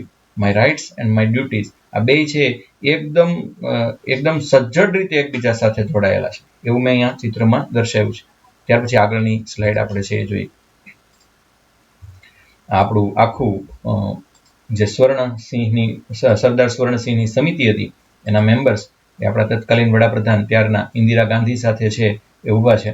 અને બંધારણની જોગવાઈ, કોન્સ્ટિટ્યુશનલ પ્રોવિઝન્સ, ભારતના બંધારણમાં શરૂઆતમાં મૂળભૂત ફરજોનો કોઈ ઉલ્લેખ નહોતો. એટલે કે હક મેળવવા અને ફરજો નિભાવવી નહીં, એના પ્રત્યે આંખ લાલ કરી શકે એવા તો એક જ વડાપ્રધાન આવ્યા હતા, અને એ 1976માં ઇન્દિરા ગાંધી દ્વારા સરદાર સ્વર્ણસિંહની અધ્યક્ષતામાં એક સરસ મજાની સમિતિની નિમણૂક કરવામાં આવી અને એમને કહેવામાં આવ્યું કે તમે આપણી મૂળભૂત ફરજો છે એ સરસ મજાની તૈયાર કરો. અને આપ જાણો છો કે રશિયા કાયમ માટે આપણું મિત્ર રાષ્ટ્ર છે એ રહ્યું છે, અને રશિયાની અંદર સરસ મજાની ફરજો હતી. તો આપણે ત્યાંના બીજા કોઈ બંધારણમાં આવી ફરજો નિર્ધારિત કરવામાં નથી આવી. આમ બંધારણની અંદર ઉલ્લેખ હોય પણ સ્પેશિયલ સેક્શનમાં નથી, પણ આપણે રશિયાના બંધારણમાંથી લીધી. અને તમને બધાને ખ્યાલ છે કે અત્યારે તો દુનિયાના 2 દેશમાં ફરજો સમાવેશ છે, એક ભારત અને બીજું જાપાન. કેમ કે રશિયામાંથી લીધી રશિયામાં નથી ના, રશિયાનું હવે ખંડન થઈ ગયું હોવાથી એ અનેક ટુકડાઓમાં વહેંચાઈ ગયું હોવાથી હવે ત્યાં ફરજોનો એવો કોઈ પ્રશ્ન રહ્યો નથી. પણ હવે તો 2 દેશને ફરજો છે, એક ભારત અને એક જાપાન. હવે એમાં એવું કોઈ નહીં કહેતા કે એક દેશ પાલન કરે છે અને એક દેશ પાલન કરતો નથી. પણ એના માટે તમારે સ્વામી સચ્ચિદાનંદનું પુસ્તક વાંચવું જોઈએ. અને એને એમ કહ્યું છે કે જાપાનના લોકો એની મૂળભૂત ફરજોનું પાલન કેવું કરે. તો એક લેખ આવ્યો હતો, એની સત્યતા તો તપાસવાની રહી, પણ એક પ્રાઇવેટ સંસ્થાએ એવો સર્વે કર્યો કે જાપાનના લોકો આપણા કરતાં વધુ કામ કરે છે. એટલે એમને વર્કિંગ અવર્સ છે આપણા કરતાં હંમેશા વધારે હોય. એટલે કે ક્યારેક તો 10-12 કલાક સુધી એ કામ કરે, અને રાત્રે ઘરે જાય તો માણસ સ્વાભાવિક રીતે થાક્યો હોય, તો એવા સમયે એ લોકો રાત્રે 12 વાગે છે એના દેશનું રાષ્ટ્રગાન છે એ વગાડતા, અને એમને ટીવી ઉપર આવતું. તો ટીવી ઉપર આવતું ત્યારે લોકો ઊભા થાય કે નહીં એવી શંકા છે એ જાપાનની સરકારને ગઈ, અને ટેકનોલોજી વાળો દેશ રહ્યો એટલે એ રેન્ડમલી કેટલાક નમૂના પસંદ કર્યા અને ત્યાં સીસીટીવી કેમેરા ગોઠવા, જો કે પ્રાઇવસીનો ભંગ કરે પણ છતાં એ તપાસ માટે સીસીટીવી કેમેરા છે ગોઠવા અને નક્કી કર્યું કે લોકો ઊભા થાય છે કે કેમ એ જોવું, અને એમનું રિઝલ્ટ 100% હતું. હવે આ રિઝલ્ટ 100% હતું અને આ રિપોર્ટ સાચો છે એ ચર્ચા કરતાંય તે જાપાનના લોકોમાં જેટલી દેશદાદ છે એની કમ્પેરિઝનમાં બીજા દેશમાં એટલી દેશદાદ ઓછી છે એવું કહેવામાં તો મને 1 મિનિટ પણ હિચકિચાહટ નહીં થાય. એનું એક કારણ કહું કે હિરોશીમા અને નાગાસાકીમાં જ્યારે બોમ્બ ફેંકવામાં આવ્યો ત્યાર પછી સરકારે છે એ કીધું હતું તમે બધા દુઃખી છો, થોડું ઓછું કામ કરીશું, અને જાપાનના લોકોએ કીધું હતું નહીં, હવે આપણે પાછું ઊભું થવાનું છે, અમે વધુ કામ કરીશું. આ તો બનેલી હકીકત છે અને છાપાઓમાં છપાયેલી હકીકત છે. તો એમ સરદાર સ્વર્ણસિંહની અધ્યક્ષતામાં આ સમિતિની નિમણૂક કરવામાં આવી અને આપણને જે ફરજ મળી છે એ ફરજ 11-11 નિભાવીએ તો ભારત પણ દુનિયાનો વળી પાછો સોને કી ચિડિયા દેશ એ બને, એમાં મને શંકા બિલકુલ નથી. નેક્સ્ટ સ્લાઇડમાં આપણે જોઈએ તો આપણને એ ખ્યાલ આવશે કે બંધારણીય જોગવાઈ શું છે. કોન્સ્ટિટ્યુશનલ પ્રોવિઝન્સ અહીંયા 11-11, આમ તો 10, અને છેલ્લી છે 2002માં આવી એ fundamental duties of Indian citizens આપેલી છે. સ્વર્ણસિંહ સમિતિએ 11-11 ફરજો નહોતી આપી. તમને ખબર હોવી જોઈએ કુલ 8 ફરજો એમણે ઉમેરવાની ભલામણ કરી હતી. તત્કાલીન ભારત સરકારે 1976માં 42મો સુધારો કર્યો. 42મો સુધારો એટલે નાનું બંધારણ કહેવાય. એમાં ભાગ 4A અનુચ્છેદ 51A, જેમ તમે 51 ક કહો છો, 4 ભાગ, ચોથો ભાગ તો હતો જ તે. ચોથો ભાગ એટલે શું? તો 4 એટલે તમે બધા બોલો છો R, એટલે રાજનીતિના માર્ગદર્શક સિદ્ધાંતો. પણ એમાં એની નીચે 4A એટલે RA, રાષ્ટ્રીય ફરજો, એવું મેં તમને યાદ રખાવ્યું છે. તો રાષ્ટ્રીય ફરજો છે ઉમેરી, અને એમાં 51 ક એટલે તમારી મૂળભૂત ફરજો. એમાં શરૂઆતમાં આપણે 10 જેટલી ફરજો છે એ ઉમેરી, જે તમે અહીંયા જોઈ શકો છો. શરૂઆતમાં 10 ફરજો હતી. નિરાતે બેસીને આ વિડીયો પાછા જુઓ, ત્યારે ઝૂમ કરીને આ બધી ઇંગ્લિશમાં પણ વાંચજો. નેક્સ્ટ આગળ છે એ જોઈએ તો સ્વર્ણસિંહ સમિતિએ આપણી બંધારણની અંદર કુલ 8 મૂળભૂત ફરજો ઉમેરવાની ભલામણ છે એ કરી હતી, અને એમને એમ લાગ્યું કે દુનિયાના દેશોનો બંધારણનો અભ્યાસ કર્યા બાદ આ 8 વસ્તુ છે એ ક્યાંક ને ક્યાંક કોઈ રીતે અલગ અલગ પ્રકારે આ ભલામણ લોકો પાસે કરવામાં આવી છે. તત્કાલીન ભારત સરકારે 1976માં 42મો બંધારણીય સુધારો કર્યો અને ભાગ 4A અનુચ્છેદ 51 10 જેટલી ફરજોનો પછીથી ઉમેરો કર્યો. એટલે કે સ્વર્ણસિંહે 8 આપી, એમાં 2 છે એ તત્કાલીન સરકારે છે એ ઉમેરી, અને ત્યાર પછી છેલ્લે 86મો બંધારણીય સુધારો, બહુ અગત્યનો, આ તો તમારે યાદ જ રાખી દેવાનું, 86, 2002, 51A, 11, આટલું તમને ગોખેલું જ હોવું જોઈએ. કેટલી પરીક્ષામાં આ સવાલ પૂછાઈ ગયો છે કે 86મો બંધારણીય સુધારો 2002માં આવ્યો અને એનાથી 51 ક આવ્યો, અને એમાં 11મી મૂળભૂત ફરજનો ઉમેરો કરવામાં આવ્યો. તો શું છે આપણી 11મી મૂળભૂત ફરજ? કઈ 2 ફરજ છે એ ઇન્દિરા ગાંધીની સરકારે અને સંસદે એ વખતે ઉમેરેલી, અને કઈ 8 ફરજ છે એની ભલામણ સરદાર સ્વર્ણસિંહ સમિતિએ છે કરેલી. આમ તો જે સભ્યો બેઠા હતા એ બધાને 2-2 ભલામણ છે એની વાત કરવામાં આવી હતી, પણ કેટલાક લોકોએ આમ તો 5 સભ્યો છે એની ટુકડી બેઠી હતી અને 8 અલગ અલગ ફરજની ભલામણ એમણે કરેલી.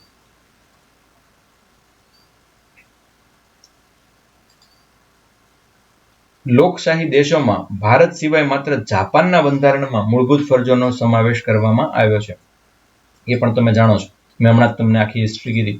તો ત્યાં લોકશાહી દેશ હોય તો ભારતને બાદ કરતા જાપાનનું બંધારણ જ એવું છે કે જ્યાં આ મૂળભૂત ફરજોનો સમાવેશ કરવામાં આવ્યો હોય. એક બહુ ઇન્ટરેસ્ટિંગ એક ટીટબીટ છે જે તમારે જાણવી જોઈએ કે ભારતમાં મૂળભૂત ફરજ દિન તરીકે વર્મા કમિટીએ 3 જાન્યુઆરીને જાહેર કરવા માટે એક સૂચન કર્યું હતું. શું કામ? કારણ કે 3 જાન્યુઆરી 1977ના રોજ આપણો 42મો બંધારણીય સુધારો 1976 છે એ લાગુ થયો હતો, અને મૂળભૂત ફરજો એની હારે સંકળાયેલી હતી. તો મારો પ્રશ્ન એ છે કે જે 76નો 42મો બંધારણીય સુધારો એ 3 જાન્યુઆરી 1977ના રોજ લાગુ થયો, તો હકીકતમાં આપણો ફરજ દિન ભારતમાં મૂળભૂત ફરજ દિન તરીકે કઈ તારીખ છે?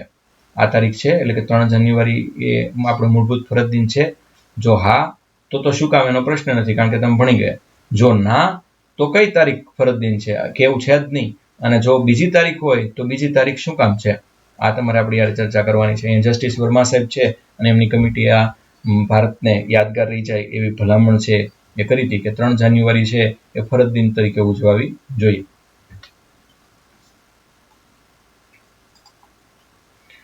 નોન એન્ફોર્સેબલ એન્ડ નોન જસ્ટિએબલ, એટલે કે આપણી મૂળભૂત ફરજોનો સ્વભાવ કેવો છે, તો કે એ લાદી શકાતી નથી અને કાયદાકીય રીતે એટલે કે ન્યાયોચિત નથી, એટલે કાયદા દ્વારા એનો અમલ કરાવી શકાય નહીં.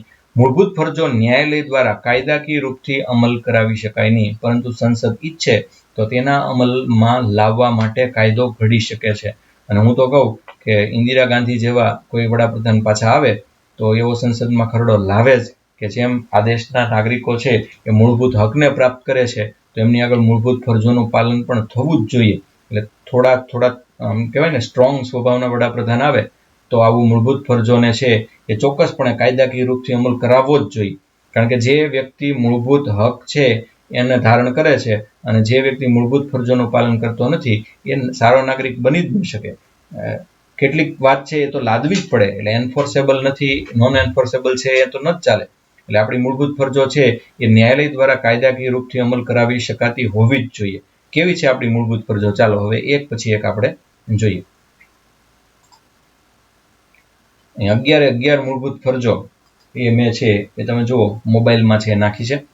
આ કઈ રીતે આપણે ક્યાંથી આ વિચાર લીધો એ પણ તમને અહીંયા છે એ જણાવવામાં આવ્યું છે. હવે જોઈએ કે આ મૂળભૂત ફરજોનો વિચાર આપણને ક્યાંથી આવ્યો. તો આ મૂળભૂત ફરજોનો વિચાર મેં તમને હમણાં જ કહ્યું એમ તમને રશિયામાંથી આપણે છે લીધો, USSR માંથી લીધો. અહીંયા તમને ઇન્ડિયા અને રશિયા, યલો કલરમાં ઇન્ડિયા અને રેડ કલરમાં રશિયા છે દેખાય છે. મોબાઈલની અંદર છે એ 10 ફરજો અને એક ફરજ છે એ રશિયા અને ભારતના નકશા નીચે મેં મૂકી છે. તો આમ તમે જુઓ ત્યાં જ ખ્યાલ આવી જાય. જુઓ આવી જાય ખ્યાલ કે નથી આવતો? ચાલો એમાં કહેતા જજો કઈ કઈ ફરજ છે. તો પહેલા તો છે એ પહેલી ફરજ છે એનો ફોટો ક્યાં છે એ મને દેખાડજો. પહેલું અનુચ્છેદ 51 ક અનુસાર ભારતના દરેક નાગરિકોની મૂળભૂત ફરજો નીચે મુજબ છે. પહેલી ફરજ 51.1 એટલે 51.ક.a એટલે કે ક.ક અથવા 1.1 અથવા a.a. તો સંવિધાનને વફાદાર રહેવાની અને તેના આદર્શો અને સંસ્થાઓના રાષ્ટ્રધ્વજનો અને રાષ્ટ્રગીતનો આદર કરવાની આપણી પૂરેપૂરી ફરજ રહેશે. તો પેલું તો આપણા સંવિધાનને વફાદાર રહેવાનું છે. એટલે હું ઘણીવાર છોકરાઓને પૂછું કે તમે 11 ફરજનું પાલન કરો છો? એટલે છોકરા મને કે હા સાહેબ અમે 11 ફરજનું પાલન કરીએ છીએ. અને ઘણા એમ કે એના કરતા ઘણા હોય ને ચાલાક, ઓલો તો ડિપ્લોમેટિક આન્સર ખરો પણ એના કરતા ડિપ્લોમેટિક આન્સર કે સાહેબ હવેથી કરશું. એટલે હવેથી કરશું તો ક્યારે કરી શકાય? હું તમને એમ કહું કે તમે ગણિતનું પાલન કરો છો તો ગણિત ન આવડતું હોય તમે ગણિતનું પાલન કેવી રીતે કરો? એમ તમને મૂળભૂત ફરજો કોઈ વાંચી જ ન હોય, તમને યાદ ન હોય, એમાં શું કરવાનું એ ખબર ન હોય અને તો પણ તમે એનું પાલન કેવી રીતે કરો?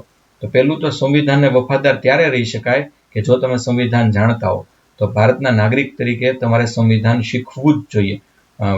એક કાલે બહુ સરસ કોમેન્ટ મારામાં આવી કે સાહેબ તમારો મૂળ વિષય કયો છે? ગુજરાતી, અંગ્રેજી, બંધારણ. એ તો તમે 3 વિષય મારી આગળ ભણ્યા છો એટલે એવું કહો છો. મારી પાસે ભૂગોળ ભણો, મારી પાસે વિજ્ઞાન ભણો, તર્કશાસ્ત્ર ભણો, મારી પાસે રિઝનિંગ ભણો, મેથ્સ ભણો, સાયન્સ ભણો. પછી તમે પૂછશો કે હવે સાહેબ તમારો કયો વિષય છે? એવું શિક્ષકનો કોઈ વિષય જ ન હોય. હું આમ અંગ્રેજી શીખવું છું પણ શિક્ષકનો કોઈ વિષય ન હોય. અને એમ સંવિધાન છે એ કોને શીખવું એ બાબતની ચર્ચા પણ ન હોય. ભારતના દરેક નાગરિકે આ સંવિધાન શીખવું જોઈએ અને એટલે હું શીખ્યો અને મને જેટલું આવડે છે એટલું હવે તમને શીખવું જ. એ કામ પણ કરવું જોઈએ.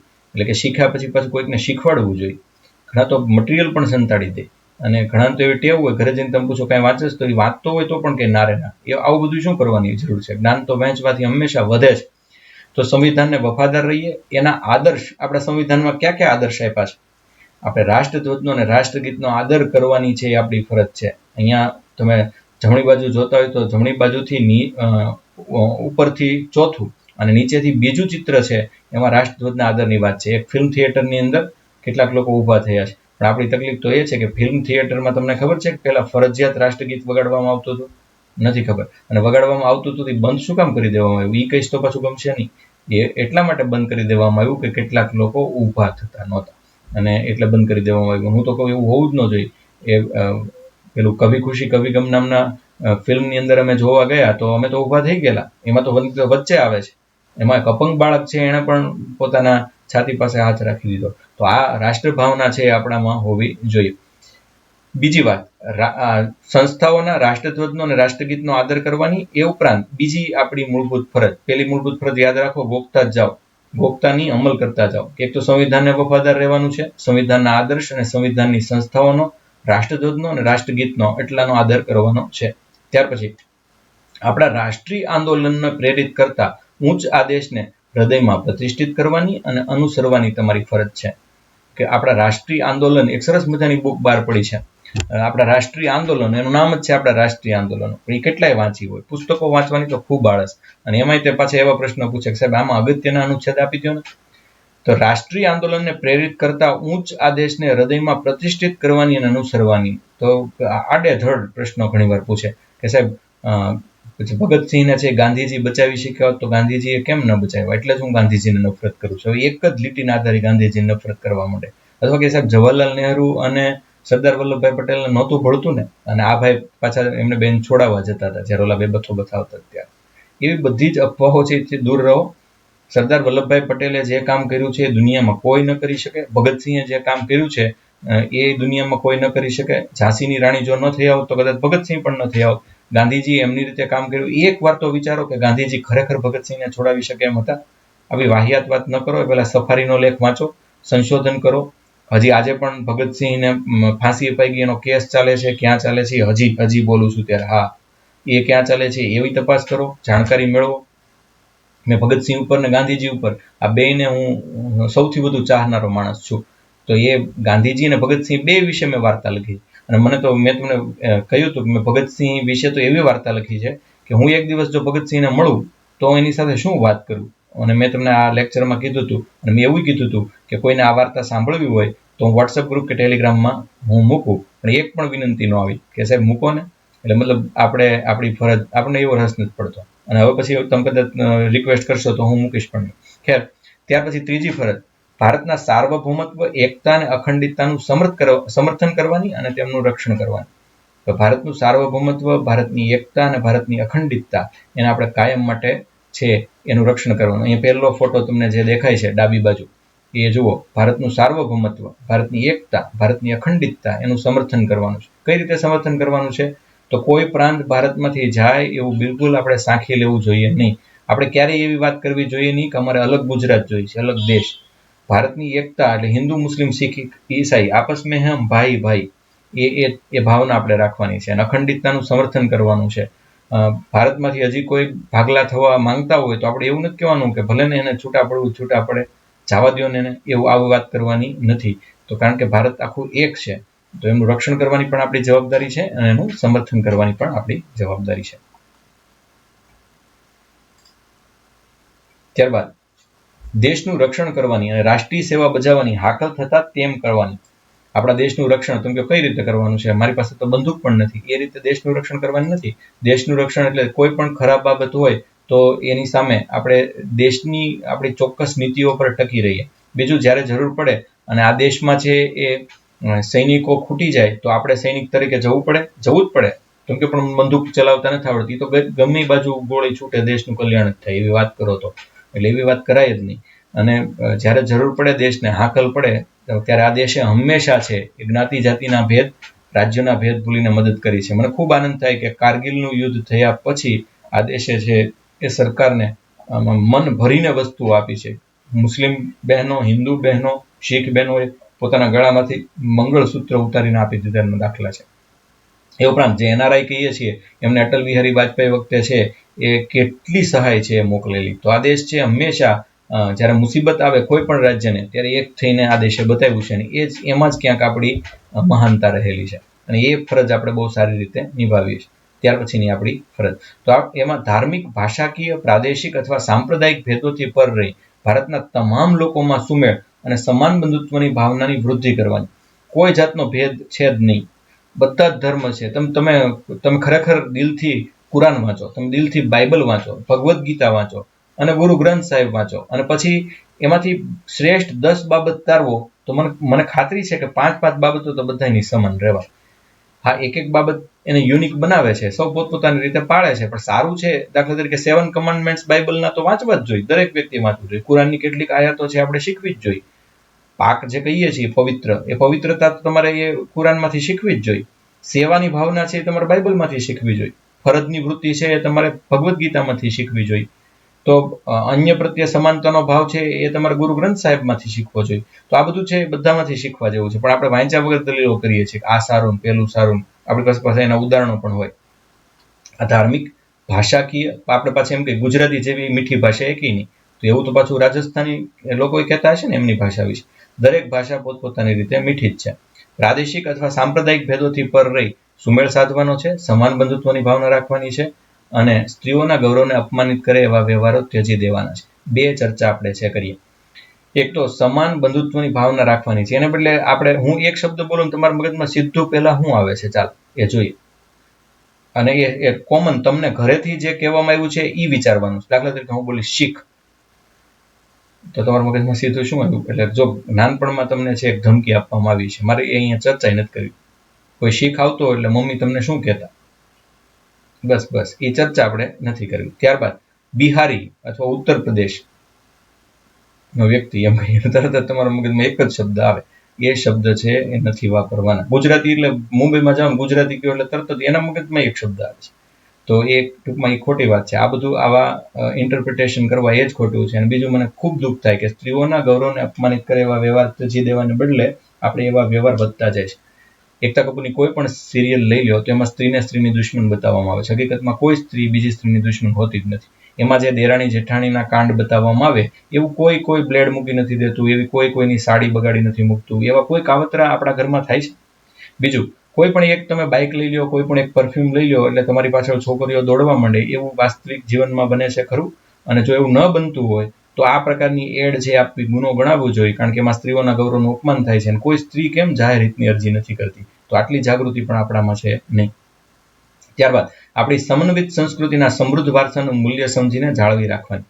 તો સમાન સિવિલ કોડ લાવશો તો આ બધી સંસ્કૃતિ તો જતી રહેશે. જે આજની તારીખે પણ છોટા ઉદેપુરમાં અથવા કેટલાય ડાંગની અંદર કેટલીક આદિજાતિઓ એવી છે કે એમના પોતાના કેટલાક કલ્ચર છે એ છે, અને કલ્ચર બહુ સરસ રીતે એ લોકો ચલાવે છે. આ બધું નાશ પામશે, આ બધી સંસ્કૃતિ, તો એનું શું થશે? એટલે આ વારસાનું આપણે જતન કરીએ, એમને ખોટી રીતે ડિસ્ટર્બ ન કરીએ, એમની પાસેથી કંઈ શીખવા જેવું હોય તો શીખીએ.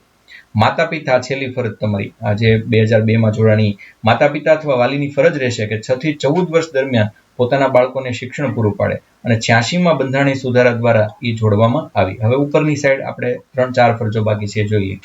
તો જંગલો, તળાવો, નદીઓ અને વન્ય પશુ પક્ષીઓ સહિત કુદરતી પર્યાવરણનું જતન કરવાની. તો આપણે આપણા જંગલો છે એ રોજ કેટલા જંગલ નાશ પામે છે એ આંકડો મને કહો. તળાવ આપણે એવા કરી નાખ્યા કે એ તળાવમાં પાણી કેવા કલરનું છે, રંગનું છે એ આપણે ખબર ન પડે. જો પાણી તો પારદર્શક હોય, પણ આપણે લગભગ બધાને અપારદર્શક કરી દીધું. આપણી નદીઓ આપણે પાછા કહીએ લોકમાતા, અને લોકમાતાની અંદર આપણે કપડાં ધબધબાવીએ. આપણે લોકમાતાની અંદર આપણી ભેંસને છે એ નવરાવીને આવીએ. અને બીજું તો એક ઉદાહરણ તો હું આપતો પણ નથી. વન્ય પશુ પક્ષીઓ સહિત કુદરતી પર્યાવરણનું જતન કરવાની. તો આપણે શું જતન કરીએ છીએ? આપણે ઘરે હવે કાગડાઓ દેખાતા નથી. આપણે ઘરે આંગણામાં આવીને ચકલીઓ ચણચણતી હતી એ આપણને દેખાતી નથી.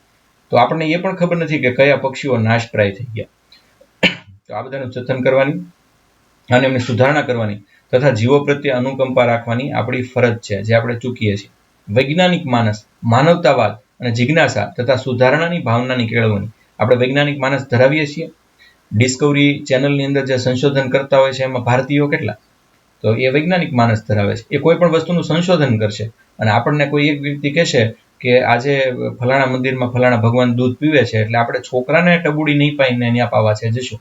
પછી પ્લાસ્ટર ઓફ પેરિસની મૂર્તિ હોય તો એ દૂધ શોષે એવું કંઈ આપણને નહીં. આપણે પાટોડું ભરાયું ન દેખાય પણ ભગવાન મારું દૂધ છે એ પી ગયા. એમાં પછી એક તો એવી ધમકી હોય કે જે પાપિયા હોય એનું નહીં પીવે, એટલે આપણે પાઈને પાછી એમ કંઈ નહીં મારું તો પી ગયા. આવી બધી વાતો કરવી, નાળિયેરમાંથી ચુંદડી કાઢવી, વિજ્ઞાન જાથાવાળા બહુ પ્રયત્ન કરે છે. તો એ પ્રયત્નમાં આપણે સાથ આપવો જોઈએ. જિજ્ઞાસા હોવી જોઈએ, નવું જાણવાની વૃત્તિ હોવી જોઈએ. આપણા મંદિરો છે એ પણ વૈજ્ઞાનિક અભિગમથી બનાવવામાં આવ્યા છે. મોઢેરાનું સૂર્ય મંદિર જુઓ, એની પૂજા અર્ચના થવી જોઈએ. તો આ બધું ટૂંકમાં મારું કહેવાનું એ છે કે શ્રદ્ધાનો વિષય છે એને અંધશ્રદ્ધામાં ન પલટાઈ જાય એની કાળજી રાખવાની જવાબદારી આપણી છે. જાહેર મિલકતનું રક્ષણ કરવું અને હિંસાનો ત્યાગ કરવો. અહીંયા શારીરિક હિંસા નથી, માનસિક હિંસાની પણ વાત કરવામાં આવી છે. જાહેર મિલકતનું રક્ષણ આપણે કરતા નથી. આપણા જાહેર મિલકત જુઓ, આપણા બસ સ્ટેન્ડ જુઓ, હવે તો એ નવી પેઢી તો થોડું કંઈ સાફ રાખે છે. બાકી આપણા જાહેર બસ સ્ટેન્ડ, ખાસ કરીને જાહેર શૌચાલય, એ તો ગંદકી ફેલાવવાનું માધ્યમ બની ગયા છે. તો ત્યારબાદ રાષ્ટ્ર પુરુષાર્થ અને સિદ્ધિને વધુને વધુ ઉન્નત સોપાનો ભણી સતત પ્રગતિ કરતું રહે એ માટે વૈયક્તિક સામૂહિક પ્રવૃત્તિ તમામ ક્ષેત્રે શ્રેષ્ઠતા હાંસલ કરવાનો પ્રયત્ન કરવો. આપણું રાષ્ટ્ર છે એ દુનિયામાં આગળ આવે એના માટે તમે વ્યક્તિગત રીતે છે આગળ વધશો અને સામૂહિક રીતે આગળ વધશો તો જ આ દેશ છે આગળ વધશે. તો મિત્રો આ આપણી તમામ મૂળભૂત ફરજ છે કે જેને આપણે નિભાવવી જોઈએ. મૂળભૂત કર્તવ્યોના અમલની જોગવાઈ. Enforceability of fundamental duties. Know your rights and fulfill your duties. Have a balance. આ બે વચ્ચે બેલેન્સ હોવું જોઈએ. તો એક તો પહેલા મૂળભૂત ફરજો ન્યાયાલય દ્વારા કોઈ દિવસ અમલ કરાવી શકાતી નથી. અર્થાત કોઈ પણ નાગરિક પોતાની મૂળભૂત ફરજોનું પાલન ન કરે તો ન્યાયાલય એને કોઈ દંડ કરતું નથી. આપણને ત્યારે શરમ આવવી જોઈએ કે ન્યાયાલય આપણને દંડ કરતું નથી. જો કે દંડ કરે તો જ આપણે નિભાવવી એવું જરૂરી નથી. પણ એકવાર એક જાગૃતિ આવી જાય પછી તો એ આપમેળે થવાનું. આથી તેને રાજ્યનીતિના માર્ગદર્શક સિદ્ધાંતોની સમકક્ષ ગણવામાં આવે છે. ઘણીવાર કેટલાક વિદ્વાનો એમ કહે છે કે આપણા રાજ્યનીતિના માર્ગદર્શક સિદ્ધાંતો અને આપણી મૂળભૂત ફરજો આ બંને ખોખલા છે.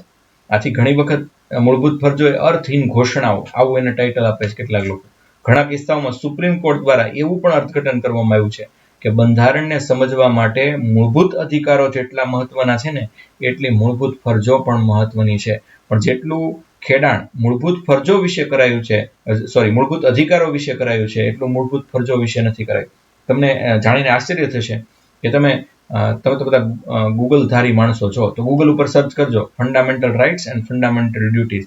તો આમ તો તમે પેજ અને સાઇટ્સ શેમાં તમને રિઝલ્ટ વધારે મળે છે એ જોજો. તો જેટલું સર્ચ મૂળભૂત અધિકારો વિશે થયું છે એટલું મૂળભૂત ફરજો વિશે નથી થયું. એ ગૂગલ જોઈ લ્યો કે આપણું બંધારણ જોઈ લ્યો કે આપણા યુવાનોનું માનસ જોઈ લો કે વડીલોનું માનસ જોઈ લો. તો આ બધે જ છે એ ફરજો ક્યાંક ને ક્યાંક ઇગ્નોર કરવામાં આવી છે. જે કાયદાકીય રીતે પાલન ન કરાવી શકાય એનું પાલન આપણે ન જ કરવું એવું જરૂરી નથી. તો આપણે ચોક્કસપણે આપણા મૂળ કર્તવ્યોને અમલની જોગવાઈને સમજીએ અને એનું પાલન છે એ કરીએ. ત્યાર પછી આપણે આગળની સ્લાઇડમાં જોઈએ અનુચ્છેદ 51A. તો અનુચ્છેદ 51A રાષ્ટ્રીય ધ્વજની જે સન્માનની વાત કરવામાં આવી છે તે માટેના નિર્દેશન ભારતીય ધ્વજ સંહિતા 2002 દર્શાવવામાં આવ્યા છે. એટલે કે ધ્વજનો કેવી રીતે ઉપયોગ કરવો જોઈએ. આમ તો આપણે કહીએ છીએ ને કે કોન્સેપ્ટ ટોક. તો ચાલો હું આજ વિષય આપી દઉં. આપણો પહેલો કોન્સેપ્ટ ટોક રહેશે ભારતીય ધ્વજ સંહિતા 2002. આપણે બધી જ ચર્ચા આપણા ભારતીય ધ્વજની કરશું. કારણ કે આપણને કેટલાય લોકોને ભારતીય ધ્વજ સંહિતા 2002 એ ખબર જ નથી. અને એ બહુ તમારે જાણવું જ જોઈએ એવી આ સંહિતા છે. 2002 બહુ સરસ રીતે બહાર પાડવામાં આવી. Respect the national flag. એટલે આપણે પહેલી ચર્ચા, આપણો પહેલો કોન્સેપ્ટ ટોક આપણે ગોઠવી દઈએ અને વિષય આપી દીધો મેં તમને ભારતીય ધ્વજ સંહિતા 2002. તો કેવી રીતે ધ્વજનો ઉપયોગ કરવો, કેવી રીતે આ ધ્વજ બન્યો એ બધું જ તમને અથથી ઇતિ મેડમ ભીખાઈજી કામાએ એ ડિઝાઇન તૈયાર કરી, પિંગલી વેંકૈયાએ પછી છે એને આ સ્વરૂપ આપ્યું. એ બધું જ આ જો આમાં ધ્વજ છે એનો દુરુપયોગ કેટલાક લોકો કરે છે. હમણાં જ એક હિરોઈન, નામ નહીં લઉં, આવું બધું વિવાદમાં નહીં પડીએ આપણે, પણ એક હિરોઈનને છે એ રાષ્ટ્રધ્વજનો દુરુપયોગ કરવા બદલ લોકોએ છે એ મેથી પાક ચખાડ્યો. પણ એ લોકો પાછું એવું કરે એ પણ વ્યાજબી નથી. કારણ કે આ તો સરકારનું કામ છે અને સરકારે એમને કરવા દેવું જોઈએ. તો કે સામે પક્ષે કેટલાક મોટા લોકો છે ક્યારેક ક્યારેક ધ્વજનો ઉપયોગ કરે, દુરુપયોગ કરે તો એમને માફ એટલા માટે ક્યારેક કરી દીધા છે કે એ પાછા ફેરવી તોડે છે કે અમને એવી ખબર નહોતી કે આવું ન કરાય, અથવા એવું શરત ચૂકથી થઈ ગયું છે. એમાં તો કોણ કોણ આવી જાય એમાં નામ નથી લેવા. આ બધા સમજદાર કોઈ ઇશારા કાફી. ચાલો આગળ છે એ બધી અનુચ્છેદ 51A ની ચર્ચા આપણે કરી. આપણી મૂળભૂત ફરજોમાં કેટલાક તો આપણા હવે કાયદા બની ગયા છે એટલે એનું તો પાલન ફરજિયાત કરવું પડે. દાખલા તરીકે રાષ્ટ્રધ્વજનો આદર કરવો એ મૂળભૂત ફરજમાં નથી આવતું, હવે તો કાયદો થઈ ગયો 2002 થી. એનો તમને આખું કેવી રીતે એની આખી સંહિતા આપી દીધી. તો કેટલાક મૂળભૂત ફરજો છે કાયદા બની ગયા છે એટલે એનું પાલન તો તમારે કરવું જ પડશે, નહીં તો તમને સજા થશે. એક રાષ્ટ્રીય ગૌરવ અપમાન નિવારક અધિનિયમ 1971 prevention of insults to national honour act 1971 એટલે શું? તો કે ભારતના બંધારણનું તો તમે અપમાન નહીં જ કરી શકો. ભારતના રાષ્ટ્રગાન અને રાષ્ટ્રધ્વજનું અપમાન પણ આ કાયદો અટકાવે છે. એ તમારી મૂળભૂત ફરજ છે અને સાથોસાથ કાયદો પણ છે. એટલે રાષ્ટ્રગાન વખતે તમે દાખલા તરીકે રાષ્ટ્રગાન વખતે તમે બેસી જાઓ, રાષ્ટ્રગાનની કોમેડી કરો, પેરોડી કરો, રાષ્ટ્રગાન જુદી રીતે ગાવાની કોશિશ કરો, રાષ્ટ્રગાન ચાલતું હોય એને જોરથી રાડ પાડો, રાષ્ટ્રગાન ચાલતું હોય એને ચાલવા માંડો, રાષ્ટ્રગાન છે એને તુચકારો કરો, તો આ બધું જ છે એનું અપમાન કહેવાય. રાષ્ટ્રધ્વજ ઊંધો ફરકાવો, અડધી કાઠીએ ફરકાવો, જ્યાં ન ફરકાવવાનો હોય ત્યાં ફરકાવો, શરીરના કેળથી નીચેના હિસ્સામાં રાષ્ટ્રધ્વજ છે એ કોઈ પણ રીતે પહેરો, તો આ બધું જ છે એ રાષ્ટ્રધ્વજનું અપમાન છે ગણવામાં આવે છે. અથવા એવી જગ્યાએ રાષ્ટ્રધ્વજનું ચિત્ર દોરવામાં આવે કે જે જગ્યા એ એના માટે યોગ્ય ન હોય, તો આ બધું છે એ રાષ્ટ્રધ્વજનું અપમાન છે. ભારતીય દંડ સંહિતા 1860 ઇન્ડિયન પિનલ કોડ આઈપીસીમાં રાષ્ટ્રીય અખંડિતતા માટે આક્રમક ગતિવિધિઓ પર પ્રતિબંધ મૂકે છે તથા સજાની જોગવાઈ કરે છે. એટલે રાષ્ટ્રની અખંડિતતા સામે તમે જો આક્રમક ગતિવિધિ કરતા હોય તો તમારા ઉપર આ પિનલ કોડ પ્રતિબંધ મૂકે છે અને સજાની જોગવાઈ કરે છે. તો 1860 પિનલ કોડની અંદર રાષ્ટ્રીય અખંડિતતાની વિરુદ્ધમાં કોઈ સ્પીચ આપે તો એને કેટલી સજા થાય. અને તો પછી સાહેબ કેટલાક હિન્દુ ધર્મના લોકો અને કેટલાક મુસ્લિમ ધર્મના લોકો, ઇવન કેટલાક ક્રિશ્ચિયન ધર્મના લોકો જે પોતાના ધર્મની સારી વાતો કરતા કરતા બીજાના ધર્મ ઉપર તરાપ મારે છે, એવા લોકો, હૈદરાબાદના ભાઈ કે ભાઈ આપણા હિન્દુ ધર્મના એક ભાઈ, તો આ બધા ભાઈઓ છે એ જ્યારે કોઈ રામાયણની વિરુદ્ધ બોલવા માંડે છે, કોઈ છે મુસ્લિમની વિરુદ્ધ બોલવા માંડે છે, તો એમને કેમ સજા નથી થતી? તો યાદ રાખો કે એમને સજા થાય છે, આપણને ખ્યાલમાં હોતું નથી. ત્યારબાદ નાગરિક અધિકાર રક્ષણ અધિનિયમ 1955, protection of civil rights act 1955, જ્ઞાતિ અને ધર્મ સંબંધિત ગુનાઓ માટે શિક્ષાની જોગવાઈ કરવામાં આવી છે. મિત્રો, જ્ઞાતિ કે ધર્મના આધારે તો મત પણ માંગી શકાતા નથી, આ તમને ખબર હોવી જોઈએ. એટલે જ્ઞાતિ અને ધર્મના ગુનાઓ માટે ચોક્કસ શિક્ષાની જોગવાઈ કરી છે. કોઈ જ્ઞાતિ બીજી જ્ઞાતિ કરતા ઊંચી નથી. તમને બધાને ખબર છે કે એટ્રોસિટી એક્ટ આના આધારે જ લાવવામાં આવ્યો છે, લઘુમતી કાયદો આના આધારે જ લાવવામાં આવ્યો છે. લોક પ્રતિનિધિત્વ અધિનિયમ 1951, the representation of the people act 1951, ધર્મના આધારે મત માંગવા તથા ધર્મ, જ્ઞાતિ, ભાષાના આધાર પર મતભેદ ઉભો કરનાર સંસદ સભ્ય કે વિધાન સભ્યને ચૂંટણી અયોગ્ય જાહેર કરી શકે છે. ધર્મના આધારે જો કોઈ તમે મત માંગવા જાઓ તો તમે સાહેબ એક ચૂંટણીમાં તો એવું કહેવામાં આવ્યું કે ફલાણી પાર્ટી જીતશે તો પાકિસ્તાનમાં ફટાકડા ફૂટશે. તો આ ધર્મના આધારે મત ન માંગ્યા કહેવાય? માંગ્યા જ કહેવાય. તો એમને કેમ સજા નહીં થઈ? એ તો એમને ફેરવી તોડી કે આ ઉલટો પ્રચાર કરવા માટે જે તે પાર્ટીએ જ છપાવેલા ચોપાનિયા છે. પણ આવું બધું ફેરવી તોડવું એ પણ ખોટું છે. આપણને ખબર છે કે આ કઈ પાર્ટીએ કર્યું હોય ને આવું ન થવું જોઈએ. આ રીતે છે એ દેશમાં મત માંગી શકાતા નથી. વન્યજીવ સંરક્ષણ અધિનિયમ 1972, વાઇલ્ડ લાઇફ પ્રોટેક્શન એક્ટ 1972, નાશપ્રાય વન્યજીવોના વેપાર પર પ્રતિબંધ મૂકવામાં આવ્યો છે. જો કે વન્યજીવોના વેપાર ઉપર જ પ્રતિબંધ છે. હું તમને એક ઉદાહરણ આપું કે તમે માનો કે તુલસી શ્યામના રસ્તે જતા હોય અને ત્યાં એક સરસ મજાનું પેલું વૃક્ષ હોય, એટલે કે આંબો હોય, અને આંબામાંથી કેરી પડી હોય નીચે, તો તમે ખાઈ શકો ખરા? અચ્છા, ખાઈ ન શકો, બીજા મુસાફર નીકળે એને એક ગુણિયું લઈને બેસી જાઓ અને વેચી શકો ખરા? આનો જવાબ તમારે મને આપવાનો છે. તમે ત્યાં જે વન્ય પ્રાણી છે એને કશું ખવડાવી શકો ખરા? તો આપણે નિયમ જ નથી જાણતા. કયા વન્યજીવો છે એ અત્યારે નાશપ્રાય છે? કઈ બુકમાં છે એ આવા પ્રાણીઓના ડેટા આવે? ચાલો કયો, મને બુકનું નામ જણાવો કે જેમાં જે પ્રાણી છે એનો નાશ થવાનો હોય એનું નામ છે એ આવે. ત્યારબાદ વન સંરક્ષણ અધિનિયમ, ફોરેસ્ટ કન્ઝર્વેશન એક્ટ 1980, અનિયંત્રિત જંગલોના નાશ અને જંગલોની જમીનનો ઉપયોગ અન્ય કાર્યો માટે કરવા પર રોક લગાવે છે. એટલે કે જમીનનો બીજી કોઈ કામ માટે ઉપયોગ થઈ શકે નહીં. આમ તો આપણી 3 પ્રકારની છે પ્રણાલિકા છે જેની આપણે ચર્ચા છે કરશું: અભયારણ્ય, રાષ્ટ્રીય ઉદ્યાન અને કન્ઝર્વેટિવ ડીન. આ ત્રણેયની આપણે ચર્ચા છે એ કરશું. જૈવ આરક્ષિત ક્ષેત્ર, આપણા રાષ્ટ્રીય ઉદ્યાનો અને અભયારણ્ય, આ ત્રણેય વચ્ચે શું ફરક છે એની પણ આપણે એકાદ વખત ચર્ચા કરશું. નેક્સ્ટ. તો વર્ષ 2016માં મેં કહ્યું આવ્યું, 2016માં સુપ્રીમ કોર્ટ દ્વારા દેશભરના સિનેમાઘરોમાં ફિલ્મ પહેલા રાષ્ટ્રીય ગાન ફરજિયાત વગાડવાનો આદેશ આપ્યો હતો અને 4 જ વર્ષમાં આપણે એનો કહેવાય ને વીટો વાળી દીધો, ફીંડલું વાળી દીધું. 2018માં તો રદ કરી દીધો, કારણ કે અડધા લોકો તો પોપકોર્ન ખાવામાંથી ઊંચા નહોતા આવતા. આપણે તો ફિલ્મ 250 રૂપિયાની ટિકિટ હોય અને 400 રૂપિયાનું ખાઈને આવીએ. આપણે શું કરવા જઈએ છીએ એ ખબર ન હોય. તો એ ટૂંકમાં ધાણી ખાતા ખાતા છે એમના રસ રુચિમાં ભંગ ન થાય એટલે લોકો નહોતા ઊભા થતા. આવું આપણે ગમે નહીં. હું ક્યારેક વધુ પડતું ક્રિટિસિઝમ કરતો એવું લાગે, પણ તો આ 4 વર્ષની અંદર છે એ આ કાયદો રદ કરવો પડ્યો. અને એનું કારણ સુપ્રીમ કોર્ટે એવું સ્પષ્ટ કીધું કે લોકો ઊભા થતા નથી. મિત્રો, ડિસ્ક્રિપ્શનમાં અમારી ટેલિગ્રામ, એફબી અને ઇન્સ્ટાગ્રામની ચેનલ છે, અને ખાસ કરીને અમારી ટેલિગ્રામ ચેનલમાં આપ સર્વો છે એ જોઈન્ટ થઈ જજો, જેથી કરીને મારી એકને વ્યક્તિગત છે એ નોટિફિકેશન મોકલવી નહીં. અને દેશ પ્રત્યે છે એ તમારો પ્રેમ કાયમ માટે જાગૃત રાખો એવી શુભેચ્છા સાથે આપણે આ લેક્ચરને લગભગ પૂરો કરવા ભણી છે એ જઈએ છીએ. નેક્સ્ટ. મૂળભૂત ફરજોનું મહત્વ, ઇમ્પોર્ટન્સ ઓફ ફંડામેન્ટલ ડ્યુટીઝ.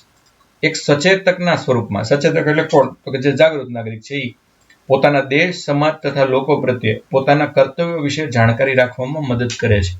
તમે જો તમારી ફંડામેન્ટલ ડ્યુટીઝ નિભાવતા હોય તો તમે અન્યને કહી શકશો કે આ દેશ માટે એમનું કર્તવ્ય શું છે. નાગરિકોમાં અનુશાસન અને પ્રતિબદ્ધતાનો ભાવ જાગૃત કરે છે. આપણને આપણા દેશ પ્રત્યે પ્રેમ ક્યારે જાગે કે આપણે આપણી ફરજો નિભાવીએ અને આપણા હકો છે મેળવીએ. પણ આપણા હકો આપણને ક્યારે મળે કે આપણે આપણી ફરજો નિભાવીએ. તો અનુશાસન અને પ્રતિબદ્ધતાનો ભાવ આ ફરજો જાગૃત કરે છે. તમારો રાષ્ટ્રપ્રેમ, તમારો ત્યાગ, તમારી સેવા અને બલિદાનની ભાવના તમારામાં જગાડે છે. મિત્રો, રાષ્ટ્રને પ્રેમ કરશો, રાષ્ટ્ર માટે કશું ત્યાગ કરશો, રાષ્ટ્રની સેવા કરશો અને રાષ્ટ્ર માટે બલિદાન આપશો, એનાથી મોટું સુખ અને શાંતિ અને સંતોષ આ દુનિયામાં ક્યાંય મળતી નથી. આ રાષ્ટ્રની 3 લોકો ખરા અર્થમાં સેવા કરે છે. એક શિક્ષકો, બીજા છે લેખકો અને પત્રકારો અને ત્રીજા છે સૈનિકો. એટલે બાકીના બધા પણ પોતપોતાના ફિલ્ડમાં સરસ કામ કરે છે, પણ આ ત્રણેય રાષ્ટ્ર નિર્માણ માટે બહુ મહત્વના ગણાય છે. મૂળભૂત ફરજો કાયદા દ્વારા લાગુ થાય અને આમાંથી કોઈ પણ પૂર્ણ ન થાય અથવા તો અસફળ રહે તો સંસદ તેમાં અર્થદંડ કે સજાની જોગવાઈ કરી શકે, પણ આપણે એવું કરતા નથી. આ ફરીવાર સમજીએ. કેટલીક ફરજો એવી છે કે જે કાયદા દ્વારા લાગુ પડી ગઈ. દાખલા તરીકે ધ્વજને આદર આપવો એ ફરજ નથી, એ તો કાયદો છે. તો એવા કેટલાક કાયદા બની ગયા, પણ એ પૂર્ણ ન થાય અથવા અસફળ રહે તો સંસદ એમાં અર્થદંડ કે સજાની જોગવાઈ કરી શકે, એટલે પૈસા અને જેલ આવી જોગવાઈ કરી શકે. અને આવી જોગવાઈ કરવી જ જોઈએ. મૂળભૂત ફરજોની બંધારણીય જોગવાઈના કારણે મૂળભૂત અધિકારો અને મૂળભૂત ફરજો વચ્ચે સંતુલન સ્થપાવવું જોઈએ અને એ સ્થપાય છે. ત્યાર પછી આગળ આપણે જોઈએ તો અહીંયા છે આપણે આપણું મૂળભૂત ફરજોનું ચેપ્ટર છે એ પૂરું કર્યું. તમને કેવી લાગી આપણી આ મૂળભૂત ફરજો? અને હું તમને વિનંતી કરું છું કે તમે સ્પર્ધાત્મક પરીક્ષા પાસ કરો એવા મારા તમને આશીર્વાદ છે. તમારા કરતાં ઉંમરમાં બહુ મોટો નથી, પણ છતાં પણ તમને આશીર્વાદ આપું છું, શુભેચ્છા વ્યક્ત કરું છું. પણ એક વિનંતી પણ કરું છું કે મારા લેક્ચરમાંથી કંઈ ન શીખો તો કંઈ નહીં, પણ 11 મૂળભૂત ફરજોને આત્મસાત કરજો અને તમારા મોબાઈલના વોલપેપરમાં મૂકજો. એવી શુભ ભાવના સાથે જય ભારત, જય સંવિધાન. થોડી વાર માટે લાઈવ ચેટમાં આપણે વાત કરી શકશું, અને કોઈને કાંઈ પ્રશ્ન હોય આ પૂછવા હોય તો ડિસ્ક્રિપ્શનમાં છે એ અમારી ટેલિગ્રામ ચેનલ ખાસ જોઈન્ટ કરી લો. અત્યારે લાઈવ ચેટમાં પણ શક્ય હોય તો અમે લિંક મૂકી દઈશું. આપણે બહુ સરસ ડિબેટ અને ક્વિઝ કરી હતી, એ પણ તમે બધા જુઓ. અને મેં કહ્યું હતું કે આજથી આપણે એક નવો શરૂ કરીએ છીએ. દરરોજ એક વિડીયો અમે તમને આપીએ, એ જુઓ અને એના આધારે અમે થોડાક પ્રશ્ન પૂછશું. તો આજે વિડીયો 2 જગ્યાએ મૂકીએ છીએ. એક લિંકમાં પણ મૂકીએ છીએ અને એક ટેલિગ્રામમાં પણ મૂકીએ છીએ. અને કાલે એના સવાલ છે મૂકશું, જેના જવાબોની ચર્ચા આપણે પછી પાછા બીજે દિવસે બીજા લેક્ચરમાં કરશું. તો એ પ્રકલ્પ શરૂ કરીએ, કારણ કે અમુક વિડીયો જોયા નથી તમે, એટલે તમે જોઈ લો એટલા માટે. ક્વિઝનું રિઝલ્ટ છે એ મુકાઈ ગયું છે ટેલિગ્રામમાં. તો આપ સર્વો છે એ ટેલિગ્રામની અંદર ક્વિઝનું રિઝલ્ટ જોઈ લેજો. બધા જ વિનર્સને મારી અંગત શુભેચ્છાઓ. અને એમાં જે પહેલા 3 નંબરે આવ્યા છે એ અમને એમનું સરનામું છે તાત્કાલિક ધોરણે મોકલી આપે કોઈ પણ રીતે. અને બાકી 1 થી 20 આવ્યા છે એમનું નામ, ઘણા એમના નામમાં દાખલા તરીકે AB ને એવું લખ્યું હોય તો એ આખું નામ મોકલે, જેથી કરીને અમને સર્ટિફિકેટ બનાવવામાં સરળતા રહે. જય ભારત, જય સંવિધાન.